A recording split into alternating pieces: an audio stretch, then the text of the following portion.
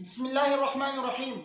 بعض لوگوں کی یہ شکایت ہوتی ہے کہ جب ہم پیشاب کرتے ہیں تو پیشاب کرنے کے بعد ہمیں کچھ دیر بعد تھوڑی دیر تک قطرے آنے لگتے ہیں، تو ہم کس طرح وضو کریں، ہم نماز کیسے پڑھیں کیونکہ ہمارے کپڑے تو ناپاک ہوتے ہیں۔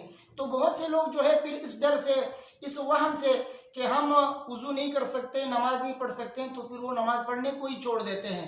تو آج میں آپ کے سامنے اس مسئلے کی وضاحت کروں گا کہ جن لوگوں کو پیشاب کے قطرے آتے ہیں وہ کس طریقے سے وضو کریں اور کب جو ہے نماز پڑھیں، کب استنجا کرنا چاہیے اور کب نہیں۔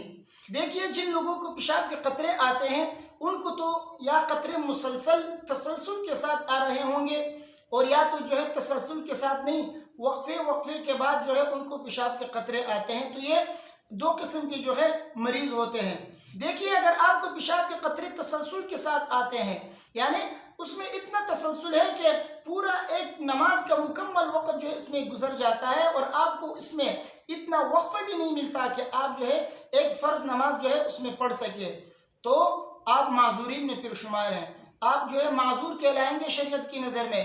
تو آپ کے لیے حکم یہ ہے کہ آپ فرض نماز کے لیے وضو کریں، اور وضو کرنے کے بعد آپ فرض نماز پڑھیں۔ اس کے بعد جتنے نوافل پڑھنے چاہیں نوافل پڑھ سکتے ہیں، تلاوت کرنے چاہیں تو آپ تلاوت کر سکتے ہیں۔ پورے ایک نماز کے وقت تک آپ اس دوران اسی وضو سے آپ نماز، نوافل اور تلاوت سب کچھ کر سکتے ہیں، آپ کا وضو نہیں ٹوٹے گا، اگرچہ آپ کے قطرے مسلسل آ رہے ہوں۔ نماز پڑھنے کے دوران، تلاوت کرنے کے دوران، اسی طرح نوافل پڑھتے ہوئے اگر آپ کے جو ہے قطرے آ رہے ہیں تب بھی جو ہے آپ پاک ہیں، آپ کا وضو نہیں ٹوٹے گا۔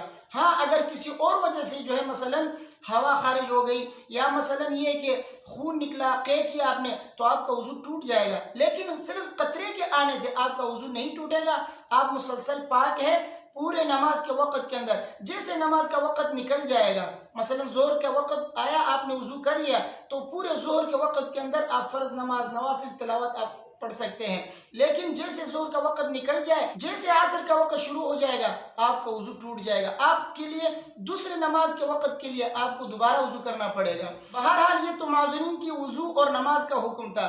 تو اب آتے ہیں اس طرف کہ یہ جو قطرے آنے سے جو کپڑے ناپاک ہوتے ہیں معذورین کا، تو اب ان کا کپڑا دھونا واجب ہے یا نہیں۔ دیکھیے، اگر آپ کو اس تسلسل سے قطرے آ رہے ہیں کہ آپ کو اتنا وقت نہیں ملتا کہ آپ دھونے کے بعد فرض نماز پڑھ سکے، تو پھر آپ پر اس کا دھونا واجب نہیں ہے، اگرچہ وہ قطرے جو ہے زیادہ ہو یا نماز کے دوران بھی بہ رہے ہوں، تب بھی جو ہے آپ پر اس کا دھونا واجب نہیں ہے۔ اگر آپ کو اتنا وقفہ ملتا ہے کہ آپ اس کو دھونے کے بعد نماز پڑھ سکتے ہیں، تو پھر جو ہے اگر 1 درہم کے بقدر یا اس سے زیادہ ہے تو پھر آپ کے لیے اس کا دھونا واجب ہے، ورنہ واجب نہیں ہے۔ تو اب ان لوگوں کی بات کرتے ہیں جن کو پیشاب کے قطرے تسلسل کے ساتھ نہیں آتے، بلکہ تھوڑی دیر کے لیے آنے کے بعد وہ رک جاتے ہیں، پیشاب کا قطرہ بند ہو جاتا ہے۔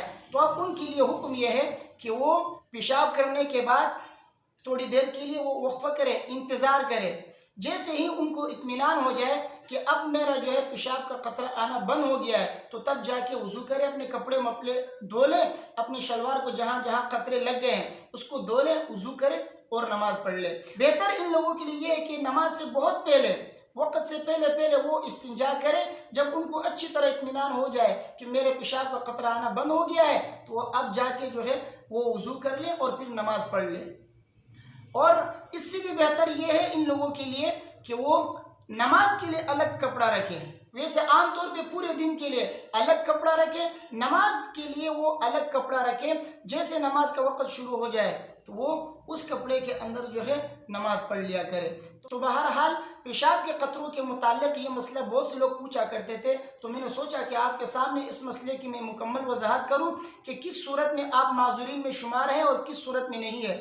تو اگر جن لوگوں کے قطرے آنا بند ہو جاتے ہیں اور ایک نماز کا مکمل وقت ان کے اوپر گزر جاتا ہے اور وہ اس میں نماز پڑھ سکتے ہیں، تو پھر یہ معذورین میں شمار نہیں ہے۔ اگر ان کے اوپر مکمل نماز کا وقت نہیں گزرتا، مسلسل ان کے اوپر جو ہے یہ پیشاب کے قطرے آتے ہیں تسلسل کے ساتھ، اور نماز کا مکمل وقت میں اتنا وقت اس کو نہیں ملتا کہ وہ اس میں ایک فرض نماز پڑھ سکے، تو پھر یہ معذورین میں شمار ہے، اور ان کے لیے جو ہے حکم یہ ہے کہ وہ نماز کے وقت کے اندر وضو کریں اور اس وضو سے وہ فرائض، نوافل اور تلاوت سب کچھ کر سکتے ہیں۔ ان کا وضو نہیں ٹوٹے گا، اگرچہ نماز کے درمیان ان کے جو ہے مسلسل قطرے آ رہے ہو۔ جیسے وقت نکل جائے گا نماز کا تو ان کا وضو ٹوٹ جائے گا، تو اب دوبارہ ان کو نئے سرے سے وضو کرنا پڑے گا دوسری نماز کے لیے۔ بہرحال مجھے امید ہے کہ یہ مسئلہ آپ کے ذہن میں بیٹھ چکا ہوگا، آپ سمجھ چکے ہوں گے۔ اللہ تبارک و تعالیٰ مجھے اور آپ سب کو سمجھنے کی اور عمل کرنے کی توفیق عطا فرمائے۔ ویڈیو کو اپنے دوستوں کے ساتھ لازمی شیئر کیجیے اور مجھے اپنے دعاؤں میں یاد رکھیے۔ السلام علیکم ورحمۃ اللہ۔